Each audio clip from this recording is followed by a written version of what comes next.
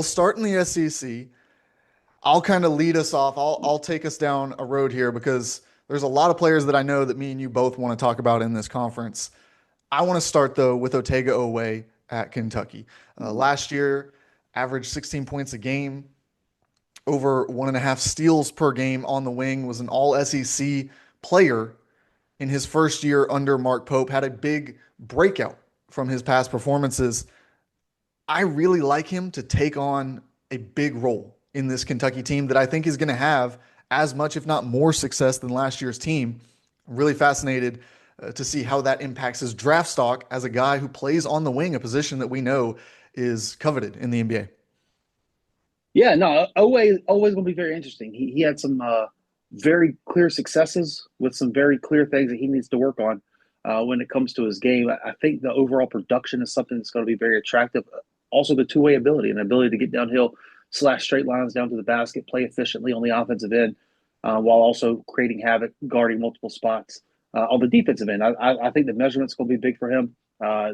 Size and length and all that, and what he measures in that way to be a true perimeter threat defensively at the next level, and to be able to show the shot serviceable. Not even really not even really needs to make them, but just a threat that he's going to make it. Yeah.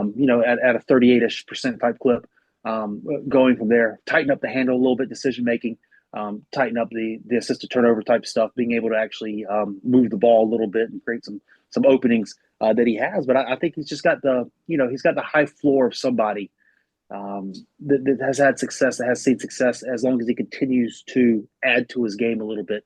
The offensive side of the ball, I think the defensive stuff's there pretty good. Yeah. The offensive side of the ball continue to add to his ability to make stuff happen.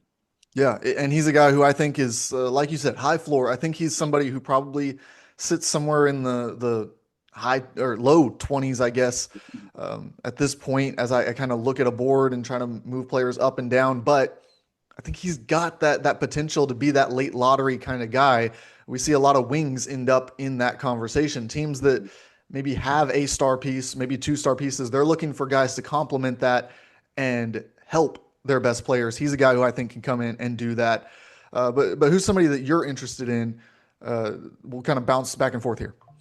For sure. I think it kind of starts and finishes with LeBaron Philon for me in the SEC. Kind of looking at what he's coming back to do. There was a lot of speculation last year about him leaving or staying. At the very last hour, he decided to come back to Alabama. Positional size at the point guard position, somebody who's able to kind of live in the paint. He's got a crafty handle with a little bit of burst to be able to get downhill. Love his ability to touch the paint and collapse to the defense without necessarily a screen. With him, he can shoot the ball, but I think showing more consistency in game and shooting the ball is going to be big for him. Also, the decision making. Once he gets into the teeth of the defense and collapses them, where does he go with the ball and how does he create Yeah. advantages for his team consistently? I think cleaning those aspects up of his game is going to be the next steps. He does have that crafty handle, that length, that positional size. He does have the ability to touch the paint at will, or consistently. I don't want to say at will, but consistently at the point of attack. Those are all huge when it comes to looking at the next level, adding strength, not getting knocked off your line when it comes to your base and all that is the next step for him. But I think there's a lot of stuff there at the base level.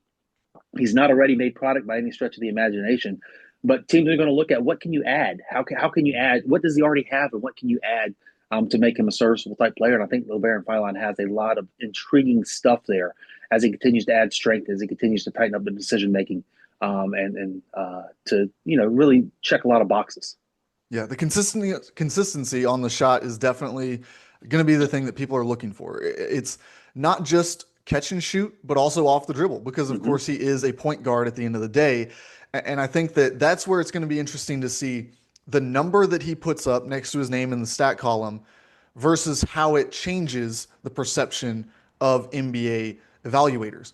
Because if he just shoots a lot of catch and shoot stuff, he gets to his spots, I think he can up that number in the percentage column significantly this season. How much does that impact how NBA scouts actually view him at the next level if he has to be off ball to knock Mm-hmm. down those perimeter shots? I think that's going to be something to follow where uh, people are going to see that column say something, but it's going to matter how he got to that number as much as the fact that he did get there. Mhm. The other thing with Phylon that I really like and that I think is going to translate not just this season, but beyond in his basketball career is that he plays on and off the ball. He was a guy who Yeah. complemented Mark Sears, um, not having to be a two guard, but being able to play alongside other ones. That's something that we see at the next level, especially alongside stars, is really valuable because you give them that night off on the defensive end or a few possessions off offensively where they're not having to run everything. You can keep them on the floor longer, and having this kind of role player beside them can be key for some of the biggest teams in the NBA. For sure, and something about Phylon too. Early in his career, before he transferred to Link and everything, he was a scorer. He had over 1,000 points in the high school season and all that stuff. He was setting records in Alabama as a scorer, as a bucket getter and stuff. So he can do that as well. I think that you mentioned that as well. I think the biggest key, as you said, the pull-up jump shooting, which is imperative for a point guard at the next level, be able to hit a pull-up jump shot. I think that's going to be big for him. Kind of actually, his entire pace in the mid game I think is a development key. That goes along with collapsing the defense, making decisions. That goes along with the pull-up jump shot. That goes along and kind of the pace in the mid-range development there. But he's got a lot of interesting tools that really do translate.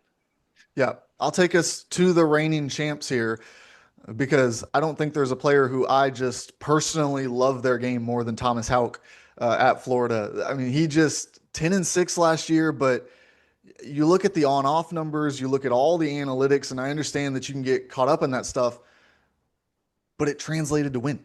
When he was on the floor, Florida won basketball games. And you look at the numbers for Walter Clayton, Will Richard, Elijah Martin, those other guys who were integral parts of a national championship team, and their analytics in terms of on off, in terms of plus minus, they pale in comparison to what happened when they put Thomas Houck on the floor. He's a guy who just has an endless motor. He has really, really top end athleticism, and he is developing quickly. I feel like, at least over the course of the last year and a half, 2 years, his skills to complement all of those things. He's a guy who I think has lottery potential if he can develop that 3 point shot further and prove that he's a threat as a slasher and stationary in that corner. Yeah, his is an interesting one because last year he came in and played against fours, mostly fours and fives. And if you're mobile and all that as a 4-5, you're able to kind of look mobile and athletic as a 4-5. It'll be interesting to see this year if he slides down to the three, how mobile and athletic he looks playing against threes, especially in the SEC. I think the look test is going to be very interesting for him. He came in last year like his hair was on fire, just an unbelievable motor, running through a brick wall, making hustle plays all over the court for 18 or so minutes a game, and that looks super intriguing. Now, how can he create advantages on both ends of the floor as a three, as kind of that combo forward is going to be very interesting to see. Is he able to get to spots and knock down shots? Is he able to stretch it from the corner? Um, and knock down shots. You see the value in guys kind of in the past couple of drafts looking at maybe a Jarris Walker's not necessarily 1-to-1, but maybe a Taylor Hendricks. Mhm. Guys kind of along those lines and that lineage of the combo guys who can stretch it a little, who can do some create advantages off the bounce a little bit, and then also guard across both uh, forward positions. So I'll be very interested to see what Thomas Howell looks like doing that. Is he just an athletic, mobile guy guarding fours and fives, or can he actually be a combo forward type situation? And how does that look? How do his feet move, and how does he create leverage on the defensive end, doing that as well as the jump shot? And I think it's going to be fascinating to see because, like you said, there's incredible value in that archetype of player, as you've seen in the past few drafts going, toward the lottery, up in the first round. But there's also value in the high motor four man as he continues to add weight as well, just not quite as high. So I think his range is pretty robust right now, depending on what the look test looks like and the development that he has within that realm. He's a guy who my comparison for him, and it's obviously not a 1-to-1. We talk about that all the time here, especially when we're talking NBA draft stuff or Yeah, recruiting. So we're going to say it a lot this year. yeah, But I kind of think back to Florida Chandler Parsons. Kind of started as a role player and kind of worked his way up the rotation each year that he was there, developed that 3 point shot his final season in Gainesville, and suddenly he bursts on the scene in the NBA and becomes a guy who gets a $90 million contract by the end of things. So There is definitely a path here. If he adds that jump shot, I think it can be a similar path where guy who has the body of a four, enough athleticism to play a little bit of three, and can create those mismatches. And if he can develop the jump shot, I see a lot of paths to a successful NBA career there. Kind of sticking along at Florida. Let's look at his front court mate with Alex Condon. Mhm. You come in, Alex Condon has a background in Australian rules football, decided as I guess it would have been his equivalent to junior year, to decide to focus fully on basketball. Comes in 6'11", strong, physical guy who can move, but he also has hands. My first time watching Alex Condon was when he was still in high school playing for the NBA Academy. He was going up against Common Malawak. The matchup in that game was Rocco Zikarsky and Common Malawak, but Condon was the one that stole the show. He was stretching the floor, picking pop threes, finish around the basket, a couple dunks. He's more mobile than you think, both vertically and laterally. He's got a physicality to him with the Australian rules football background, and he's got hands and touch. Now it's just a matter of late coming to the basketball game, continuing to get the feel together, continuing to learn how to create leverage, continuing, doing all that on the defensive end of the floor, and then showing what his offensive game is, continuing to add to how does he create advantage? Is he able to pick and pop, shoot consistently? Is he able to stretch the floor consistently? Is he able to play out of the dunker spot consistently? Can he consistently get to the left shoulder? It's just finding those consistent spots where his spots are on the floor to score and create advantage on the offensive end, and then learning the leverage points and all that on the defensive end of the floor. But I think there's a lot of stuff there when it comes to that actual size that he has, the strength that he has, the mobility that he has. Now he's not like a super mobile guy, but he is mobile. He is vertical. There's a lot of stuff there as a guy who is kind of who can find a rotation pretty quickly and for a while at the next level, provided things continue to come together. Yeah, I mean, he's the type of just anchor guy that you put in there, you know you're going to get consistency. One of the things that I'm most interested in from him is his ability to play alongside other centers. We've seen him play with Ruben Chinyelu. He's going to do that again this season. Uh, for a guy who is as big, just physically as he is, not a guy who is stretching the floor, knocking down threes, to be able to play alongside someone else, I think says a lot, A, about Todd Golden and his ability to space the floor there, but also about his kind of mindset, the way that he thinks the game, because it takes some high IQ basketball to be able to fit two guys on the court like that. And Condon has figured that out, playing at the top of the key, whether that's in the facilitator or setting those high pick and roll screens. He's got something down there, and I think he's going to build on it throughout this season. I want to touch on Mackenzie Mbako, of course, transferring to Texas A&M, interested for a couple of reasons, and also higher than the consensus for sure on him than many people because, first of all, he's going into Bucky McMillan's system. They're going to get up and down. He's going to score some points there for sure on that wing. Bucky, he's had a lot of really good players. He has not had a player since I guess his high school coaching days. He had Trendon Watford, but that'd be the closest thing that we can talk to about what he's ever had on the wing. I think that Mbako's primed for a breakout year, and that all starts with his pre-draft performance last year as he went through the process. I loved his performance throughout that offseason, what he did at the NBA Combine, that entire week in Chicago. He performed in the G League Combine, I believe, as well. I thought that he looked like a different player than what we had seen the last couple of years at Indiana. And I was really intrigued by those tools. Not only the ability to make perimeter shots, which he showed during that short span, but just the motor, the ability to impact the game in different ways, the ability to play in a team concept on defense, things that aren't easy to do when you're in that kind of pickup setting, go out there with four guys that you met yesterday type of stuff. Was really interested in his ability to build on that and find success going forward because he's a body type, he's a position that people are looking for in this game. Yeah, he's a very interesting. He's just a very interesting player. He's one of those guys that at this point in time, I've liked the concept of Mackenzie Mbako more than what Mackenzie Mbako has actually provided on the floor. In the 6'6" range, unbelievable length. He's got a strong frame, and in theory, he can shoot the basketball. Now it's going to be about making the shots. Now it's going to Yes. be about getting into the advantages and capitalizing on what he's able to do, getting into the corners and knocking down those threes. The defensive stuff, I'm going to be interested to see what that looks like as well. A little heavy footed at times at Indiana. So how does he move and maneuver? How does he switch within the flow of a defensive scheme? And can he guard on an island? What does the help defense look like in time and all that? Decision making on ball, have some questions with as well. He's had a little bit of time in college. The intel's going to be big with him that you get. So I'll be curious as to what a change of scenery looks like for McKenzie. I'll be curious, if you remember at one point in time, McDonald's All-American, committed to Yeah. Duke, all that. Um, I'll be curious what a change of scenery looks like for him getting down to Texas A&M, playing in this type of system. Obviously, the lure of Mike Woodson was the pro type system, was the pick and roll stuff with his ability to pull gravity off ball and do all that. Now getting a more up and down system, he'll probably have more on ball duties. He'll probably have more, ball in hand decision making opportunities as well. So it'll be interesting to see kind of just what it all looks like and how he's able to respond to that. Yeah, for sure. Let's bounce now. Let's get a little bit rapid fire here through some other names in the SEC that we like that we're keeping an eye on over the course of this next year.